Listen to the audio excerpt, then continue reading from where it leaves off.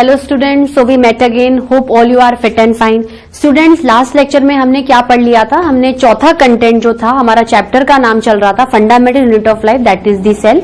उसमें हमने intro, discovery, difference between unicellular, multicellular organism, और लास्ट लेक्चर में एक तो हमने माइक्रोस्कोप की स्टडी की थी, वो मैंने आपको एक स्पेशल पॉइंट के बारे में बताया था। और माइक्रोस्कोप के बाद हमने प्रोकैरियोटिक और यूकैरियोटिक ऑर्गेनिज्म या सेल के बीच में डिफरेंस देखा था। वो क्या था? सारी सब चीजें साइड में रख दो, सिर्फ ये ध्यान रखो, इधर प्रोकैरियोटिक में ट्रू न्यूक्लियस नहीं है, इधर यूकैरियोटिक में ट्रू न्यूक्लियस प्रेजेंट है। न्यूक्लियस किसके बेसिस पे हुआ कि एक न्यूक्लियस एक बॉल लाइक स्ट्रक्चर है, उस बॉल के अंदर एक और कोई पिन पॉइंट है, और इस पिन पॉइंट को किसने घेर के रखा है? मेम्ब्रेन ने। तो पिन पॉइंट न्यूक्लियोइड हो गया, it is covered by nuclear membrane. अभी आगे न्यूक्लियस में बताऊंगी मैं। तो उस पूरे ऑर्गेनाइजेशन को आपने क्या बोला? न्यूक्लियस बोला। ये चीज में प्रोकैरियोटिक में न्यूक्लियोइड के आसपास न्यूक्लियर मेम्ब्रेन नहीं है, मतलब आधा अधूरा है, इनकम्प्लीट सेल हुआ ना, प्रॉपर न्यूक्लियस नहीं बना। तो मैंने क्या बोला था? सिंपल है, इनकम्प्लीट है, प्रिमिटिव है, ट्रू न्यूक्लियस एब्सेंट है। उसी के अपोजिट में यूकैरियोटिक में हर चीज वेल डिफाइंड है, न्यूक्लियोइड के आसपास न्यूक्लियर मेम्ब्रेन है, तो वेल डिफाइंड न्यूक्लियस हो गया, प्रेजेंस ऑफ ट्रू न्यूक्लियस हो गया। ठीक है, अब क्या है, अपन एक डायग्राम देखेंगे प्रोकैरियोटिक सेल्स का, उसमें आपको और ज्यादा क्लियर होगा। ये आपके एग्जामिनेशन पॉइंट में थ्योरेटिकल बेसिस पे भी अच्छा है। If you draw the diagram you will definitely get the good marks. ठीक है, ये मान के चलते हैं कि देखो ये प्रोकैरियोटिक में अगर अपन कुछ एग्जाम्पल्स उठाएं, ठीक है, प्रोकैरियोटिक ऑर्गेनिजम्स में अगर अपन कुछ एग्जाम्पल्स उठाएं, प्रोकैरियोटिक, ठीक है, प्रोकैरियोटिक ऑर्गेनिजम्स में अगर अपन कुछ एग्जाम्पल्स उठाते हैं तो अपन बहुत ज्यादा पीछे मतलब बहुत सिंपल ऑर्गेनाइजेशन वाले ऑर्गेनिजम्स को कंसीडर करें तो आप एग्जाम्पल्स में क्या ले सकते हो? आप एग्जाम्पल्स में क्या ले सकते हो? आप बैक्टीरिया उठा लो। क्या उठा लो? आप बैक्टीरिया उठा लो। क्या उठा लो? आप बैक्टीरिया उठा लो। बैक्टीरिया में भी क्या बहुत तरीके के बैक्टीरियाज होते हैं, जैसे आप आर्ची बैक्टीरिया ले लो। ठीक है, we will discuss in diversity of living organism. अभी just know the name. Archaebacteria हो गया, साइनो बैक्टीरिया हो गया। ठीक है, क्या हो गया? Archaebacteria, cyanobacteria. ठीक है, ये हो गए। अब अपन क्या एक टिपिकल बैक्टीरिया सेल की स्टडी करेंगे, वो क्या हो गया? प्रोकैरियोटिक सेल या प्रोकैरियोटिक ऑर्गेनिज्म की कैटेगरी में आ गया। अपन क्या करेंगे? देखो, ये आप एक कैप्सूल की तरह स्ट्रक्चर मानो। ये क्या है? एक प्रोकैरियोटिक बैक्टीरियल सेल का स्ट्रक्चर है। इसकी आउटर मोस्ट कवरिंग क्या कहलाएगी? इसके आउटर मोस्ट कवरिंग कहलाएगी कैप्सूल। क्या कहलाएगी? कैप्सूल। अब होता क्या है स्टूडेंट्स कि अगर अपन कैप्सूल के बारे में बात करें, जरूरी नहीं है कि हर ऑर्गेनिज्म के आसपास क्या होगा? कैप्सूल होगा। किसी किसी को क्या प्रोटेक्टिव कवरिंग के लिए कैप्सूल चाहिए भी होता है, किसी को प्रोटेक्टिव कवरिंग के लिए कैप्सूल नहीं चाहिए होता है। तो हम क्या करेंगे? आइडियली डायग्राम अगर लेके चलेंगे तो कैप्सूल क्या होता है? प्रेजेंट होता है। ठीक है, अब हम अगर थोड़ा सा अंदर चलें, देखो थोड़ा सा क्या आपको न्यू चीजें दिन ब दिन मिलती जा रही है, लेकिन उनका इंटर रिलेशन हो जाएगा। तो अगर आपको कोई भी नई चीज दिखे सो डोंट वरी। ठीक है, अगर हम इसके अंदर चलें तो we have one more covering,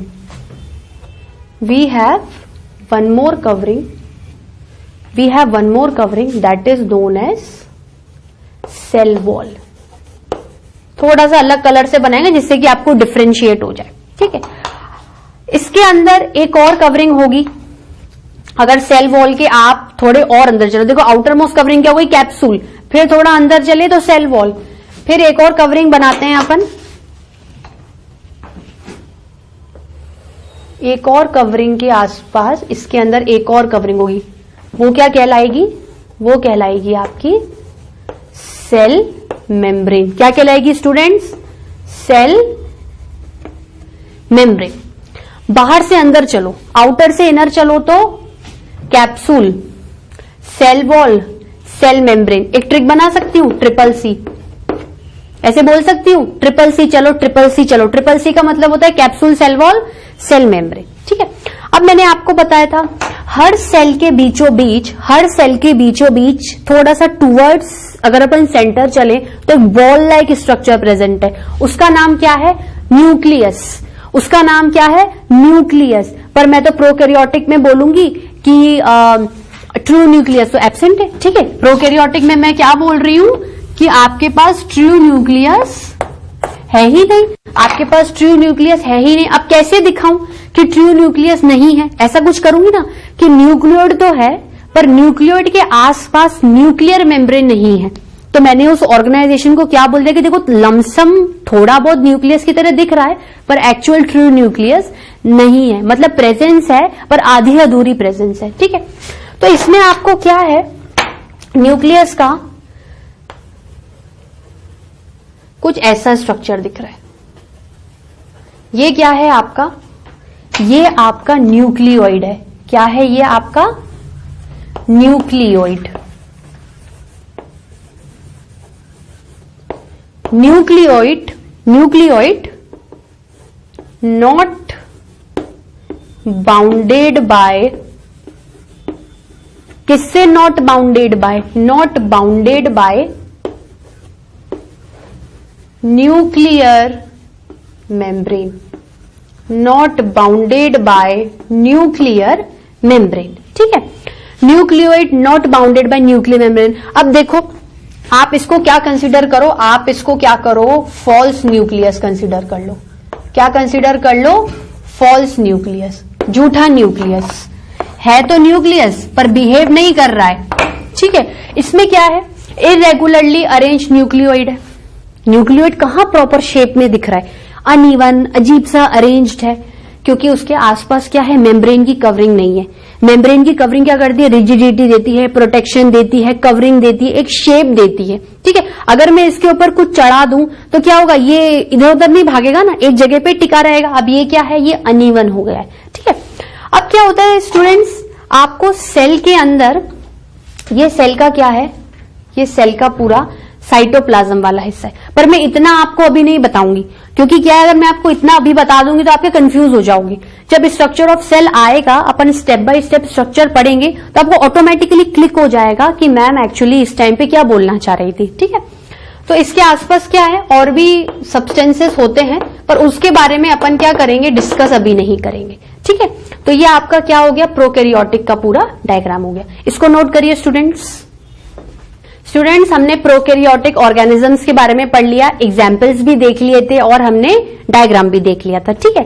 देखिए यूकैरियोटिक ऑर्गेनिजम्स की अगर हम बात करें तो यूकैरियोटिक ऑर्गेनिजम्स में एग्जाम्पल्स क्या आएंगे, प्लांट्स और एनिमल्स। लेकिन स्टूडेंट्स क्या है, मैं इसके कंट्रास्ट में आपको अभी प्लांट और एनिमल सेल नहीं पढ़ाऊंगी, क्योंकि प्लांट और एनिमल सेल पढ़ने के लिए आपको प्रॉपर जो स्ट्रक्चर होता है ना सेल की, उसके बारे में नॉलेज लेना बहुत ज्यादा जरूरी है। तो उसको अपन थोड़ा लेटर ऑन, अभी थोड़ी देर बाद ही में ही पढ़ लेंगे, ठीक है।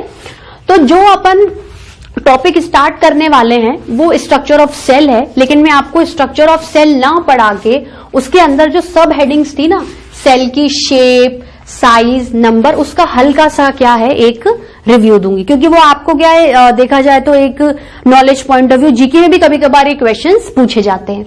तो अपन क्या स्टार्ट करेंगे स्टूडेंट्स, सेल का शेप, सेल शेप, ठीक है। आपके हिसाब से सेल की क्या शेप होनी चाहिए, सर्कुलर, थोड़ा सा मैं खींच दूं, इलोंगेटेड, उस इलोंगेशंस में मैं एक ब्रांचेस डाल दूं, ब्रांच्ड, थोड़ा सा मैं वॉल्स के हिसाब से ऐसे पॉलीगोनल शेप ले लूं, ठीक है। मेरी बॉडी में चाहे वो यूनिसेलुलर हो या मल्टी सेलुलर, देखो ये तो कॉमन सेंस की बात है कि डाइवर्सिटी मेरे को यूकैरियोटिक ऑर्गेनिजम्स में which are having multicellular organization नजर आएगी, ठीक है। तो नजर आएगी तो मेरे पास head to toe various kinds of cells हैं। हेड टू टो क्या है, वेरियस काइंड्स ऑफ सेल्स है। हो सकता है मेरे पास ब्रेन के भी सेल्स हैं, मेरे पास हैंड के भी सेल्स हैं, मेरे पास लेग के भी सेल्स हैं, मेरे पास स्टोमक के भी सेल्स हैं। आप ऐसा कंसीडर कर सकते हो कि हेड से लेके टो तक, फ्रॉम हेड टू टो मेरे पास सारे एक ही जैसे शेप के सेल्स होंगे? नहीं, सेल की शेप उनकी लोकेशन और उनके फंक्शन पे डिपेंड करती है। जैसा दिखा वैसा ही क्या कर लिया, एडजस्ट कर लिया। ठीक है, तो स्टूडेंट्स इसको अपन कैसे लिखेंगे, सेल की जो शेप होती है वो किस पे डिपेंड करती है, depends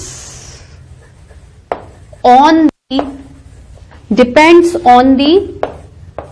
location, depends on the location and function, depends on the location and function. किस पे डिपेंड करती है स्टूडेंट्स, लोकेशन एंड फंक्शन पे। अब हम क्या करेंगे, इसको अपन को बहुत ज्यादा नहीं पढ़ना कि अपन को एक एक शेप को माइक्रोस्कोप में देख के स्टडी कर रहे हैं। ये साइंटिस्ट ने रिसर्चेस कर ली हैं कि इस पार्ट में सेल को दिखा तो ऐसा दिखा, इस पार्ट में सेल को दिखा तो ऐसा दिखा, इस पार्ट में सेल को दिखा तो ऐसा दिखा। तो अपन क्या करेंगे, बॉडी पार्ट से कुछ एग्जाम्पल्स उठाएंगे। तो वो जब एग्जाम्पल्स उठाने के बाद मैं लोकेशन बताऊंगी तो आपको ऑटोमेटिकली समझ में आ जाएगा कि मैं किस बेसिस पे लोकेशन और फंक्शन से इसको रिलेट कर रही हूं। ठीक है, अगर हम स्टार्ट करें तो अगर मैं बोलूं कि सेल, इधर हम क्या करेंगे, इधर हम इसकी शेप के बारे में स्टडी करेंगे और इधर हम क्या है, एग्जाम्पल्स ले लेंगे। एग्जाम्पल मतलब बॉडी का कोई भी लोकेशन उठा लूंगी।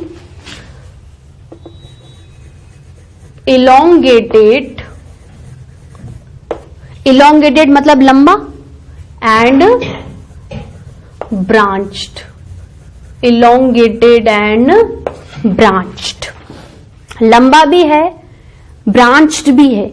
मैं ऐसा कुछ बना लूं,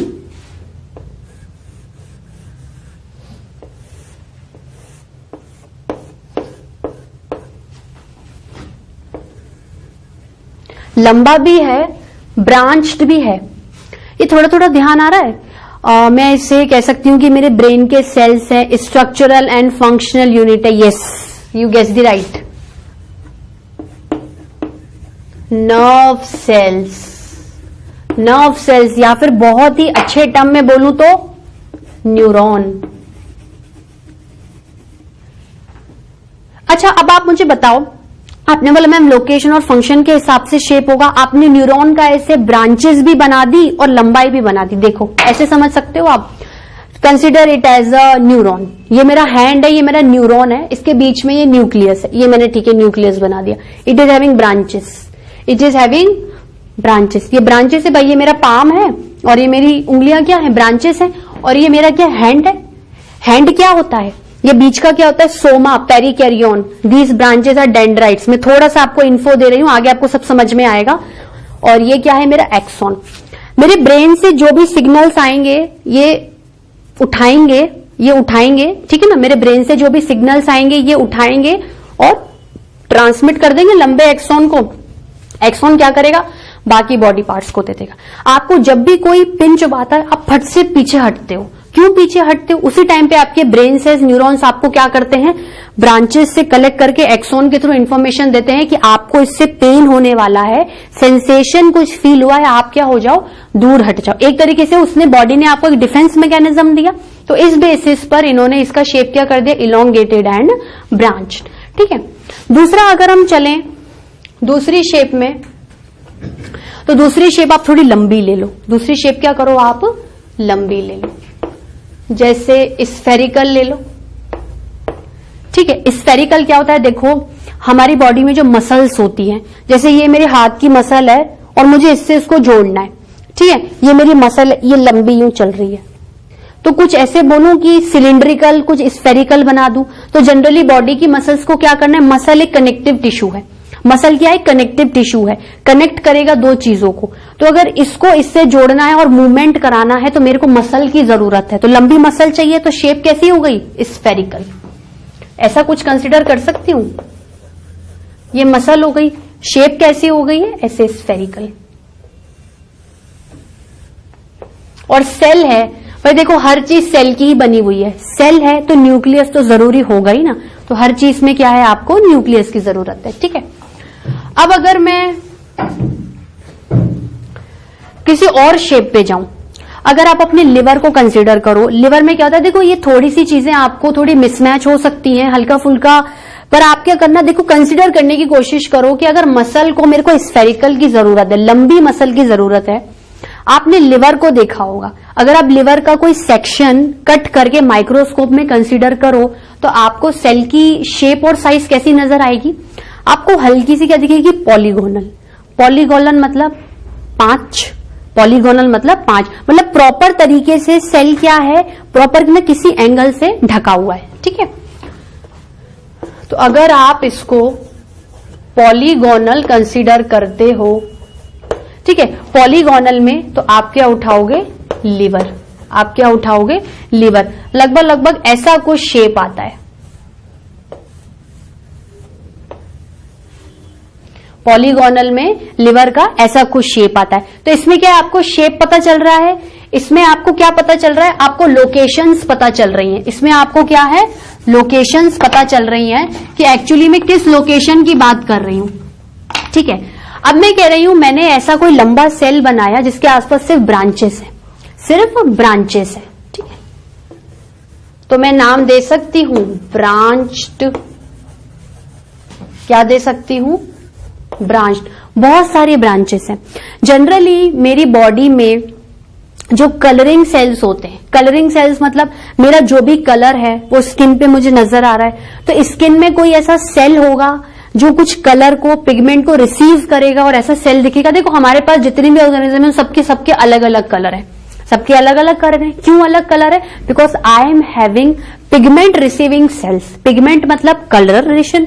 पिगमेंट का मतलब क्या होता है? कलरेशन, कलर देना, किसी भी चीज को कलर देना, कलर इंपार्ट करना। And we all like colours. तो ब्रांच में क्या हो जाएगा? Pigmented, pigmented. ब्रांच में क्या हो जाएगा? Pigmented sales of skin. ठीक है, अब अगर अपन थोड़े से और स्टडीज में आगे बढ़े या फिर और तरीके के शेप को देखें तो एक शेप होती है डिस्कोइडल। डिस्कोइडल मतलब डिस्क की तरह भी है, लेकिन डिस्क को मैंने क्या कर दिया? कॉइल की फॉर्म में डाल दिया है। डिस्कोइडल क्या हो गया स्टूडेंट्स?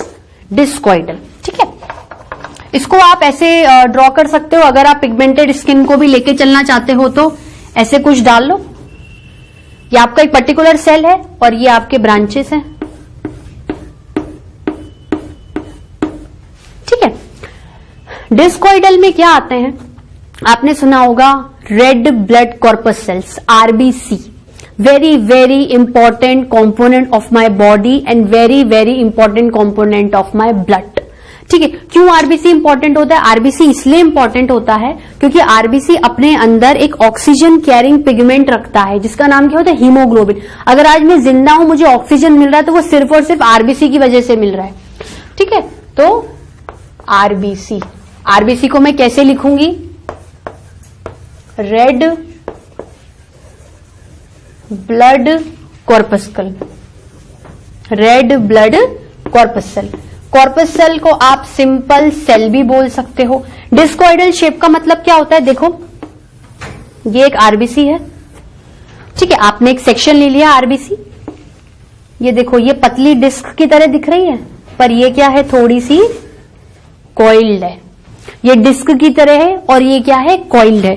तो देखो बॉडी में आपने हर एक लोकेशन को देखा। आपने क्या कर लिया? हर एक लोकेशन को देख लिया। हर एक लोकेशन में आपको कोई नजर आया है कि सेल की कांस्टेंट शेप है? क्या आप कंसीडर कर सकते हो कि यहां सर्कुलर है तो यहां पर भी मैं सर्कुलर बना दूं, यहां पर भी सर्कुलर बना दूं? नहीं, मैं सेल की जो शेप होती है वो according to location and function के हिसाब से डिसाइड करूंगी, क्योंकि मैं क्या हूं? Multicellular organism. मेरे पास डिविजन ऑफ लेबर है। I am having many cells, I am having many cells. देखो ये सर्कुलर हो गए, कहीं किसी सेक्शन में मैं इन्हें रेक्टेंगुलर भी बना सकती हूँ। ठीक है, उसके बाद मैं इन्हें ट्राइंगुलर भी बना सकती हूँ। फॉर एग्जाम्पल मैंने ट्राइंगुलर बना लिया तो मैंने क्या करा था? बहुत सारे सेल्स को, मेनी सेल्स को, मतलब मोर देन वन सेल्स को डिविजन ऑफ लेबर। भाई तेरे को क्या करना है? तू सर्कुलर है, तू कुछ और काम कर। तू रेक्टेंगुलर है, तू कुछ और काम कर। और तू ट्राइंगुलर है, कुछ और काम कर। ठीक है, तो डिवीजन ऑफ लेबर के हिसाब से भी मैंने क्या कर दिया? सेल की शेप को कंसिडर कर लिया। स्टूडेंट्स इतना नोट डाउन करिए। स्टूडेंट्स, हमने सेल की शेप के बारे में पढ़ लिया है। मैंने आपको कितने पॉइंट्स लिखाए थे? Shape, size, volume and number. ठीक है, तो अपन सेल की शेप के बाद सेल की साइज पढ़ेंगे। ठीक है, अब आप खुद बताओ सेल की क्या क्या साइज हो सकती है, सोचो। चलो आज मैं आपको 2 मिनट का टास्क देती हूं, आप खुद बताओ। देखो अभी तक सारी चीजें मैं ही बता रही हूं, आप मुझे कुछ भी नहीं बता रहे हो। मैं आपको बताऊंगी, डेफिनेटली मैं आपकी क्वेरीज, आपके सारी प्रॉब्लम्स को सॉल्व करूंगी, लेकिन आप बताओ सेल की शेप पढ़ ली, सेल की साइज क्या होनी चाहिए आपके हिसाब से?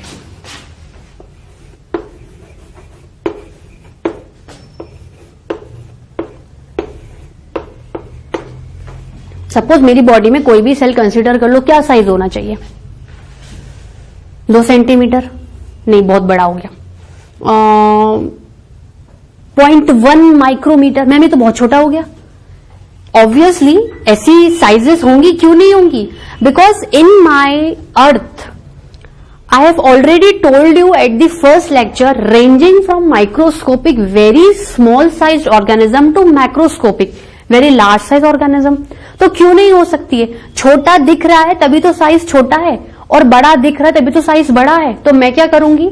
सारी चीजों को कंसीडर करूंगी, largest cell, longest cell and smallest cells. ठीक है, जनरली अगर मैं ह्यूमन बीइंग से स्टार्ट करूं तो एक अगर लमसम आइडिया ले लें, हम एक एवरेज आइडिया लेके चलें, तो कोई भी एक सेल का क्या साइज होता है मेरी बॉडी में, वो होता है जो कि एक्सपर्टाइज रिसर्चर से देखा गया है, रेंज में 20 to 30 माइक्रोमीटर इन डायामीटर। किसी भी अगर ह्यूमन बीइंग की बॉडी का सेल उठा लें तो अप्रोक्सीमेट एवरेज उसका जो डायमीटर होता है, अपन हिंदी में क्या बोलते हैं? आयतन। उसका जो वो एरिया कवर अप करता है, डायमीटर, वो क्या है? 20 to 30 माइक्रोमीटर। ठीक है, तो लिखना स्टार्ट करते हैं स्टूडेंट। सेल साइज में क्या है? In human beings. Human beings में मतलब आप मेरे को ही कंसिडर कर लो। ठीक है, मैम है तो मैम को ही उठा लो। इन ह्यूमन बीइंग्स, ठीक है, एक नॉर्मल साइज क्या लेते हैं अपन? Normal size of cell taken as कितना उठाएंगे स्टूडेंट्स? टेकन एज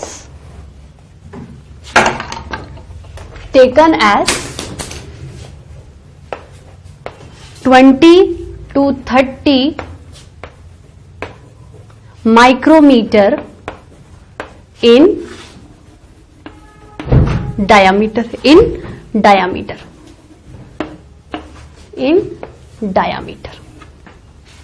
ठीक है, अब अपन क्या करेंगे? देखो ऐसे तो अपने अर्थ में वेराइटी ऑफ लिविंग ऑर्गेनिज्म है, हर ऑर्गेनिज्म को थोड़ी उठाएंगे और माइक्रोस्कोप में डिस्कस करेंगे कि यार ये तो बहुत छोटा है, ये तो ठीक ठाक है, ये तो मीडियम है, ये बहुत बड़ा है। नहीं, मेरे को क्या है, एक समरी पॉइंट ऑफ व्यू से मैं आपको कुछ एक ऐसी इंफॉर्मेशन दूंगी जिसमें कि क्या मेन पॉइंट भी कवर अप हो जाएंगे और आपको समझ में आ जाएगा कि मैं आपको सेल के साइज से रिलेटेड क्या बोलना क्या चाह रही हूं। ठीक है, अगर हम इसी पॉइंट को कंसिडर करें,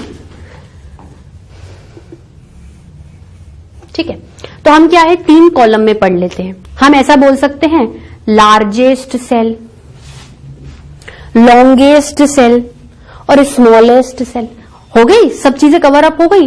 बड़ा सेल, छोटा सेल, लंबा सेल। ठीक है, अब जो स्मॉल होगा उसकी हाइट भी छोटी होगी, तो मैं लॉन्गेस्ट का कंपैरिजन नहीं करूंगी, मैं लार्जेस्ट, लॉन्गेस्ट और स्मॉलेस्ट। ठीक है, तो पहला पॉइंट अगर मैं कंसीडर करूं, ठीक है, अब मैं क्या करूंगी, जो अगर मैं सेल्स के बारे में पढ़ा रही हूं आपको मल्टी सेलुलर, तो मैं प्लांट को भी इन्वॉल्व करूंगी और एनिमल को भी। मैं क्यों पार्शियलिटी करूंगी? All are both important for me. ठीक है,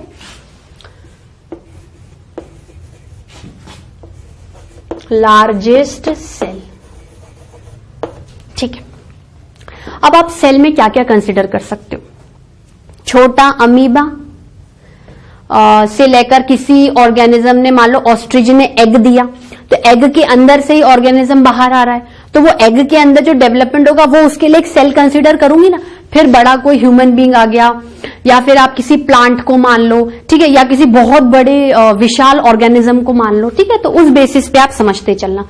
लार्जेस्ट है, बहुत बड़ा है, बहुत बड़ा मतलब उसका डायमीटर क्या है, काफी बड़ा होगा, काफी बड़ी साइज वो घेर के बैठा हुआ है। लार्जेस्ट सेल्स में जो भी स्टडीज करी गई हैं उनमें क्या क्या आया है, अगर आप एनिमल्स पे कंसीडर करो, अगर आप एनिमल्स में कंसीडर करो तो ऑस्ट्रिच का एग सबसे बड़ा होता है। ऑस्ट्रिच जो एग देती है, ऑस्ट्रिच बर्ड होती है, ऑस्ट्रिच जो एग देती है उसका डायामीटर 15 सेंटीमीटर हो सकता है। आप खुद सोचो स्केल में 15 सेंटीमीटर का एग कितना बड़ा होगा। तो एनिमल्स में क्या होगा, ऑस्ट्रिच एग 15 सेंटीमीटर इन डायामीटर। स्टूडेंट्स, मैं डायामीटर को शॉर्ट फॉर्म में 2r भी लिख सकती हूं, ठीक है। You all know mathematics, biology पढ़ रहे हैं तो क्या वो मैथ्स तो आती है ना, ठीक है। ये तो एनिमल्स के रेस्पेक्ट में था। अगर मैं प्लांट्स के रेस्पेक्ट में सोचूं, प्लांट्स के रेस्पेक्ट में सोचूं तो प्लांट्स में एसिटेबुलेरिया, मैंने क्या बोला वापस से सब प्रोनाउंस करो, एसिटेबुलेरिया। एक तरीके का मान लो एसिटेबुलेरिया एक एल्गी होता है। क्या होता है, एल्गी होता है, एसिटेबुलेरिया। क्या हो गया स्टूडेंट्स, एसिटेबुलेरिया। इसमें क्या होता है, इसकी कितनी साइज होगी, इसकी होगी 6 to 10 सेंटीमीटर इन 2r। कितनी होगी student, 6 to 10 centimetre in 2r। Name और साइज बहुत इंपॉर्टेंट है, ये पूछे जाते हैं examination of point of view से, ठीक है। अब अगर लार्जेस्ट सेल की बात हो गई तो मैं लॉन्गेस्ट की भी बात करूं, लंबी किसी चीज की बात कर लूं।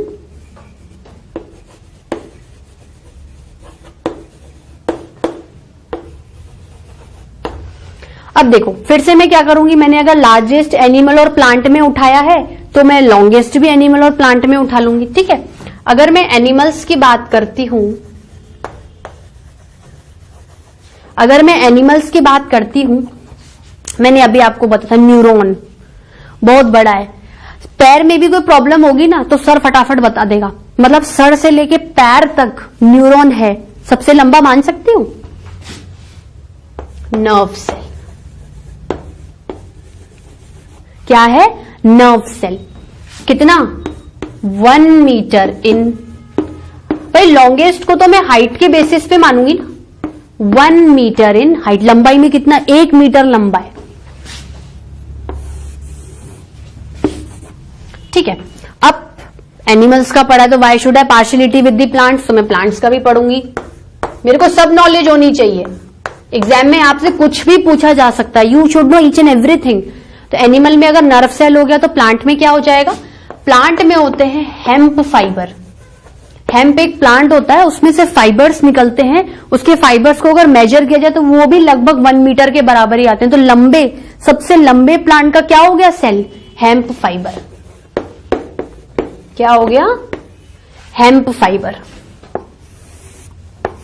ठीक है।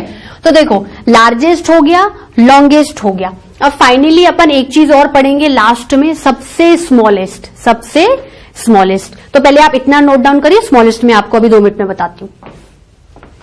स्टूडेंट्स आपने लॉन्गेस्ट, देखो लार्जेस्ट पढ़ लिया, लॉन्गेस्ट पढ़ लिया, एक अपन स्मॉलेस्ट के बारे में और पढ़ते हैं। देखो अगर मैं इतना पढ़ रही हूं, इतना पढ़ रही हूं, तो मैं इतना भी पढ़ूंगी, ठीक है। अगर अपन स्मॉलेस्ट सेल के बारे में बात करें, स्मॉलेस्ट सेल, तो देखो स्मॉलेस्ट सेल में एक नाम आएगा। स्मॉलेस्ट सेल मतलब इतना छोटा है, इतना छोटा है कि शायद आपको अपनी नेकेड आई से नजर भी नहीं आएगा, आप मेजरमेंट देखना। उस ऑर्गेनिज्म का नाम होता है पीपीएलओ। क्या नाम है, पीपीएलओ। इतना बड़ा नाम तो मेरा भी नहीं है, पीपीएलओ। क्या बोलूंगी इसको, P for pleuro, second P for pneumonia, pneumonia, pleuropneumonia, pleuropneumonia like organism, pleuropneumonia like organism. अब आप बोलोगे मैम ये तो आपने बहुत खतरनाक नाम बता दिया, ठीक है। अगर मैं इसको एक छोटी सी हिंट में कन्वर्ट करूं तो आप इसको क्या बोलते हो, you will called it as mycoplasma. थोड़ा थोड़ा सुना होगा, अभी डाइवर्सिटी पढ़ाऊंगी, सब कुछ क्लियर होगा। माइकोप्लाज्मा क्या मेजरमेंट है, देखना कितना छोटा मेजरमेंट आएगा, 0.1 से लेकर 0.5 माइक्रोमीटर, सी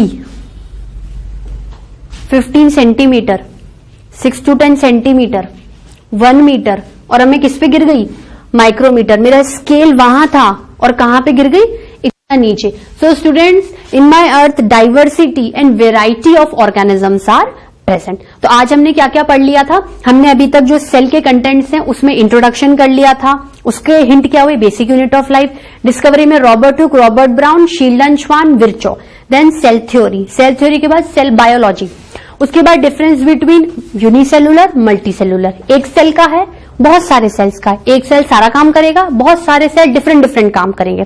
difference between prokaryotic eukaryotic, true nucleus नहीं है, ट्रू न्यूक्लियस प्रेजेंट है, न्यूक्लियोइड के आसपास न्यूक्लियर मेम्ब्रेन नहीं है, न्यूक्लियस के आसपास न्यूक्लियर मेम्ब्रेन प्रेजेंट है।